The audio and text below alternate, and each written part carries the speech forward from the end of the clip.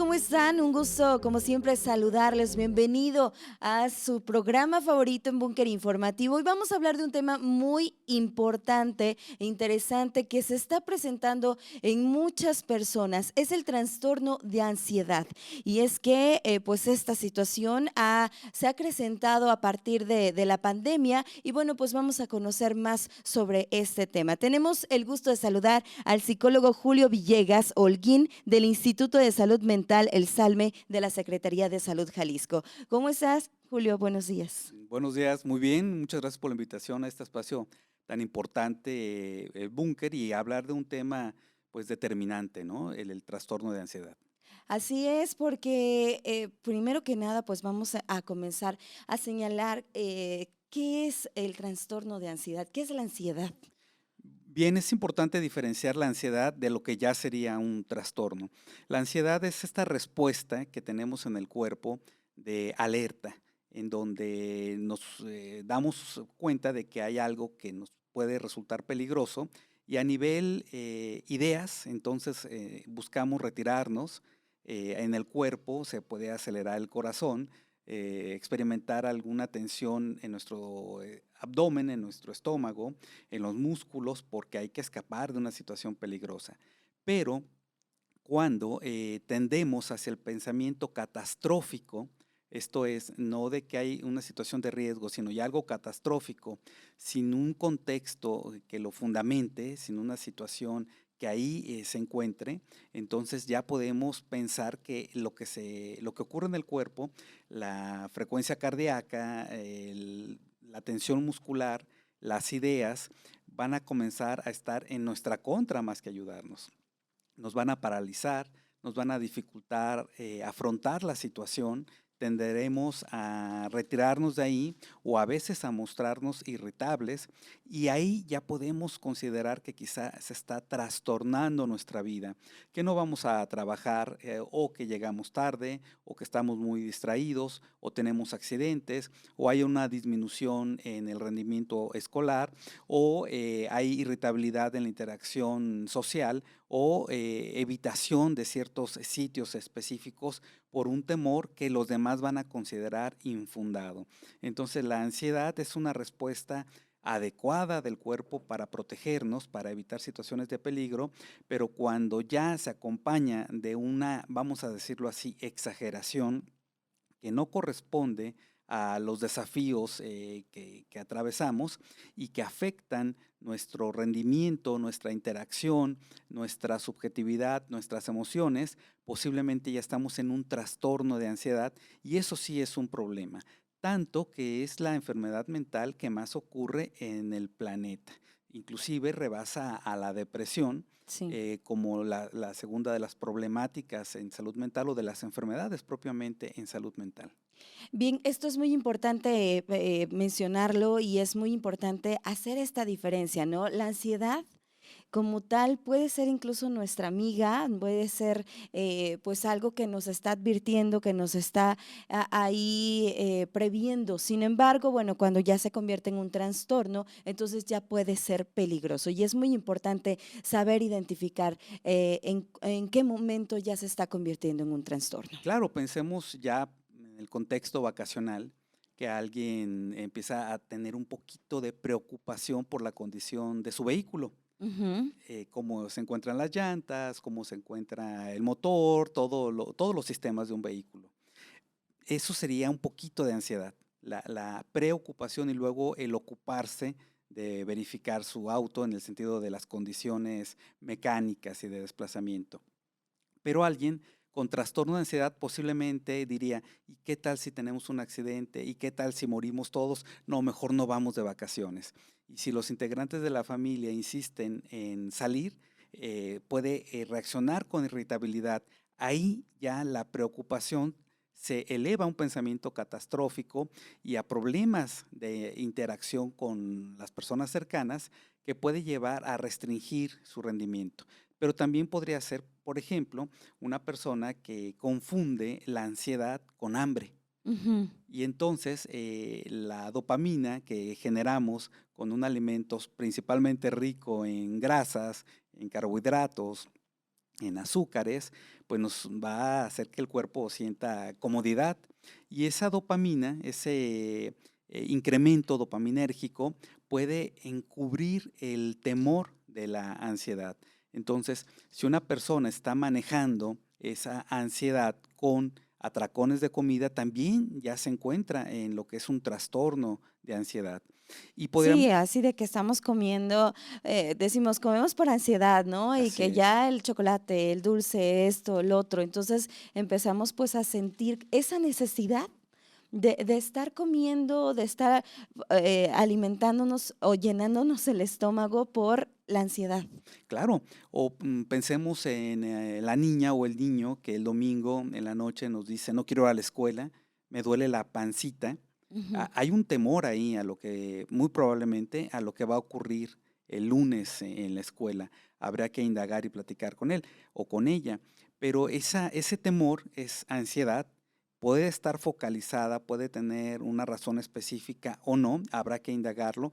Probablemente se trate de bullying, de acoso escolar entre iguales, pero a lo mejor tiene miedo o ya que está en la escuela comienza a fantasear con que le puede ocurrir algo a mamá, a papá o a alguno de sus hermanos. Entonces, ese ya sería un pensamiento catastrófico y de manera anticipada tiene síntomas en su cuerpo, en el estómago, dolor de cabeza, dolor muscular, problemas para conciliar el sueño, inclusive un sueño interrumpido, pesadillas relacionadas al temor de ir a la escuela. Ahí, el ya no ir a la escuela o el ir con cierta restricción de su concentración, del seguimiento de instrucciones, ya corresponde a un trastorno de ansiedad porque va a disminuir, a afectar o a imposibilitar su área escolar, en este caso de la niña o del niño.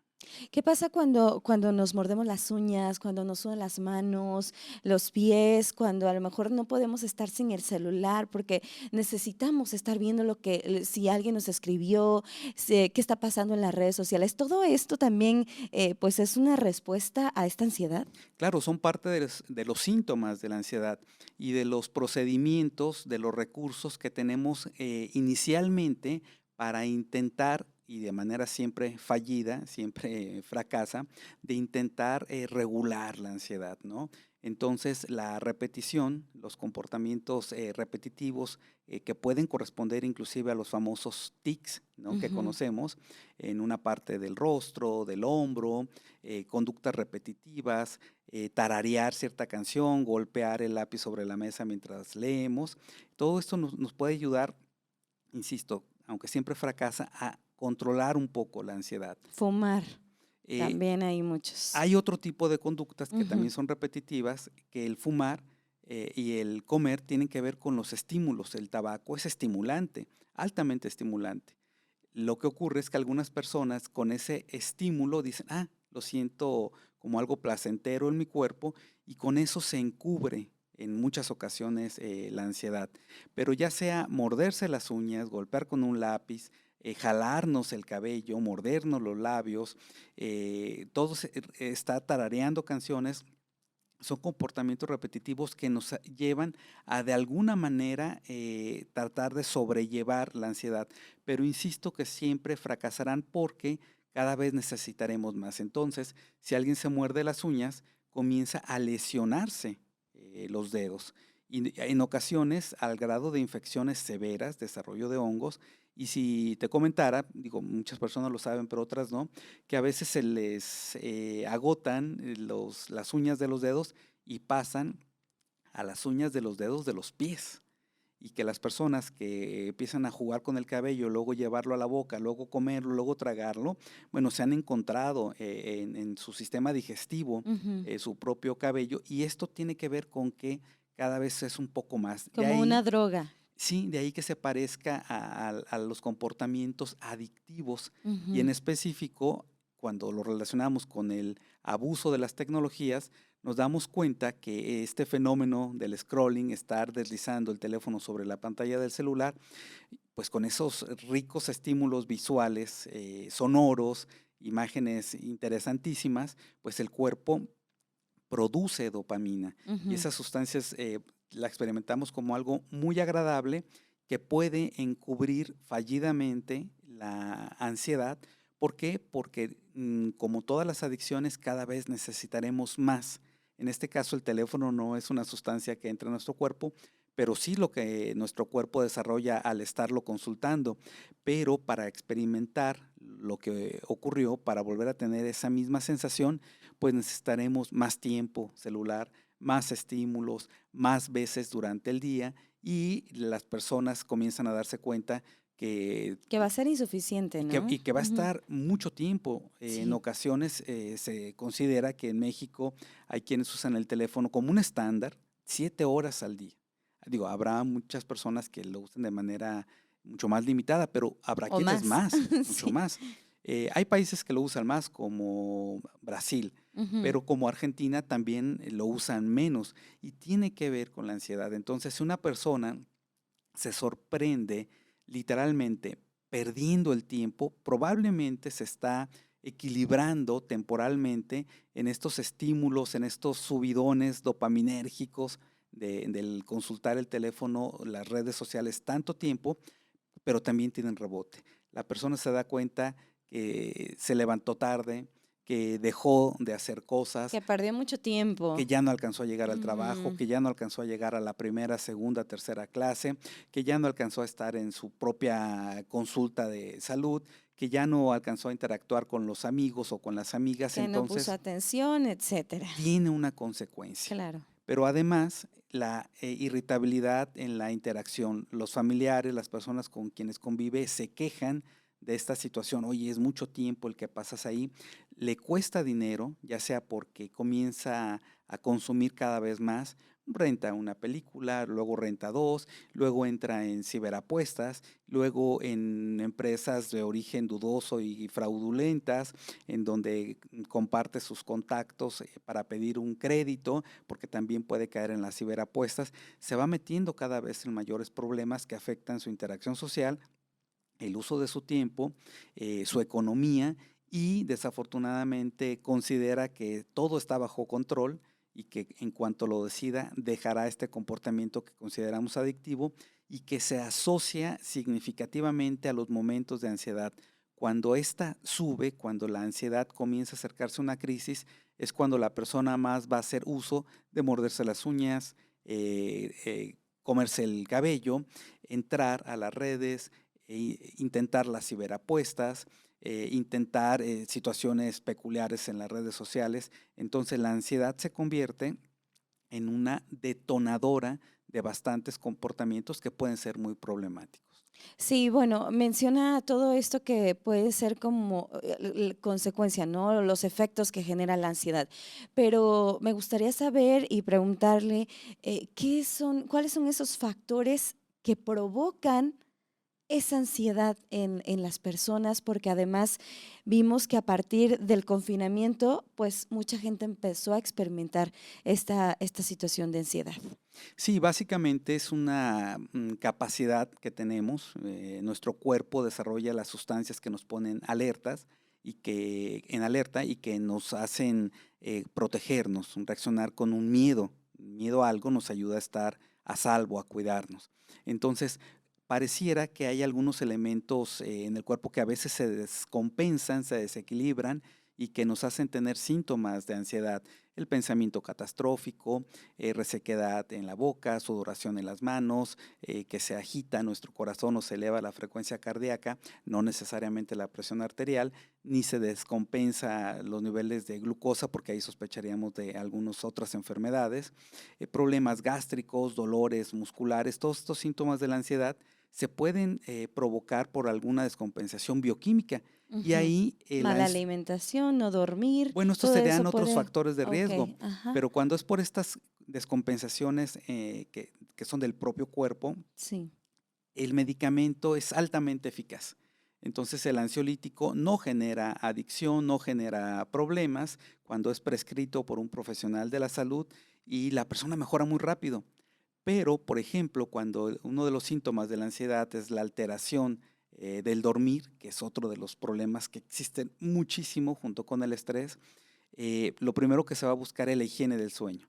a qué hora se acuesta la persona, a qué hora cenó, si está consumiendo bebidas estimulantes, alcohol, chocolate, café, alimentos ricos en carbohidratos, si estimuló su cerebro muchísimo con el rayo UV del monitor, de la pantalla, si leyó, antes nos decían, hay que leer para conciliar el sueño.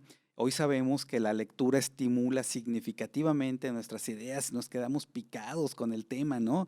¿Lo van a encontrar o no? ¿Quién se lo robó? ¿Quién es el asesino? ¿Cuál es el siguiente capítulo?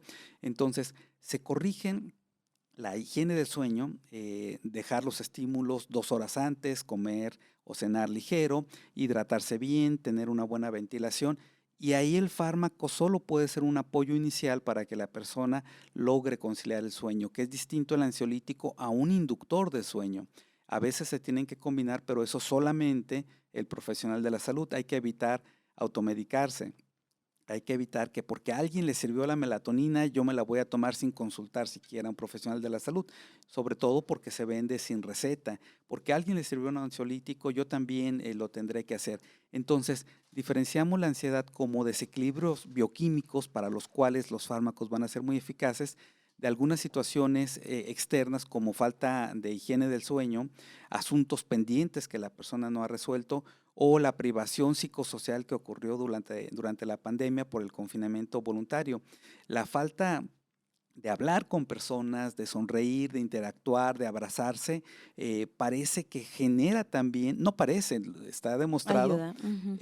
genera la falta de todos Ah, estos la falta. estímulos, genera ansiedad, Ujú. genera problemas para estar a gusto. Entonces también fue algo que ocurrió durante la pandemia porque sabíamos que se iba a incrementar la ansiedad y la depresión, sabíamos que iban a existir personas que debutarían, esto es, quien ya tenía ansiedad iba a tener más, pero otros que jamás la habían tenido iban a debutar. Lo que no sabíamos es que la restricción o el confinamiento voluntario iba a durar tanto tiempo, sobre todo niñas, niños, adolescentes y jóvenes. La falta de interacción con sus pares provocó bastantes problemas de ansiedad, principalmente crisis de ansiedad y en algunos casos ataque de pánico. Bien, entonces sí ha habido un incremento importante en este tipo de padecimientos. Y Julio, preguntarte, una de las preguntas pues más frecuentes es, ¿qué hago si estoy experimentando esa ansiedad? ¿Cuál sería esa recomendación, esa respuesta que darías? Claro, bueno, reconocer que es un padecimiento o una enfermedad que tiene nombre, que tiene tratamiento y que el tratamiento es eficaz, que es lo que más ocurre en el planeta. Y esto es importante porque la persona de repente puede creer que es la única o el único que la padece y pues no. Durante la pandemia, la Organización Mundial de la Salud ya nos indicó que se incrementó un 25%, Ujú. pero a nivel global. Pero en México se estima que se elevó cerca de un 50%, que hubo muchas personas que Tremendo. debutaron. Sí, es Ujú. altísimo el número. Y entonces, ¿qué es lo que hay que hacer primero, si me permites, Janet, como, Claro. como familiar? Evitar frases como tranquilo, tranquila, porque esto les va a caer como patada en la espinilla, ¿no? Los va a Ujú. hacer brincar, va a hacer que la persona responda con irritabilidad. Lo que habría que reconocer es que si es un problema de ansiedad, la cantidad de horas que consulta el teléfono, las alteraciones alimenticias, el problema en las horas de sueño, su falta de rendimiento en el trabajo, entonces es escuchar a la persona decir, oye, pues he visto tal situación, ¿qué te ocurre? ¿Cómo te sientes? Platícame, hablar con la persona. Y cuando la vean mordiéndose las uñas, jalándose el cabello, entonces dialogar. En específico, la persona que la padece, entonces practicar cuestiones muy básicas como es la respiración profunda, la respiración diafragmática, que es la que se caracteriza porque es profunda durante tiempo prolongado y vamos a ejemplificarlo, ¿no? Que es inhalar por la nariz durante Ujú. 5 segundos, una respiración muy lenta y luego 5 segundos nos aguantamos la Detenerla. respiración, Ujú. detenerla y exhalar durante 5 segundos. La clave es ponerse la mano en el estómago y notar que se eleva el estómago. Entonces, al inhalar durante 5 segundos, lo que se debe elevar es el abdomen, no el pecho, no porque entre aire al estómago, sino porque lo empujamos y se puede relajar el diafragma. Esta respiración va a facilitar la relajación muscular y va a ayudar a que disminuyan también las ideas catastróficas. Oxigena también y todo y empieza como Sí, ahí a y relajar, son ¿no? pocas veces, 5 veces. Ujú. 5 respiraciones profundas de 5 segundos con sus pausas, porque si la hacemos más nos va a marear. ¿La exhalación es por la boca, por Por la la boca. nariz? Por la Por la boca, boca. eh, puede servir también por la nariz, pero es preferentemente por la boca. Si recuerdan, los músicos, los cantantes, los que practican danza, hacen esta respiración profunda y exhalan antes de salir al escenario. Claro, yo le pongo a mis alumnos de comunicación también a hacer este ejercicio porque, bueno, relaja, quita también ahí los nervios cuando salen al aire, cuando tienen que hacer alguna presentación y demás. Y bueno, ayuda también, por supuesto, ahí a mejorar la Sí, respiración. es el inicio del control que tenemos sobre el propio cuerpo. Ya que tenemos esta respiración, pues también podemos aprender a relajar los músculos, que es con una respiración profunda, tensamos una parte del cuerpo y al exhalar soltamos de golpe y sentimos hasta cómo irriga la sangre, ¿no? En esa parte. Eso nos ayuda a relajar los músculos.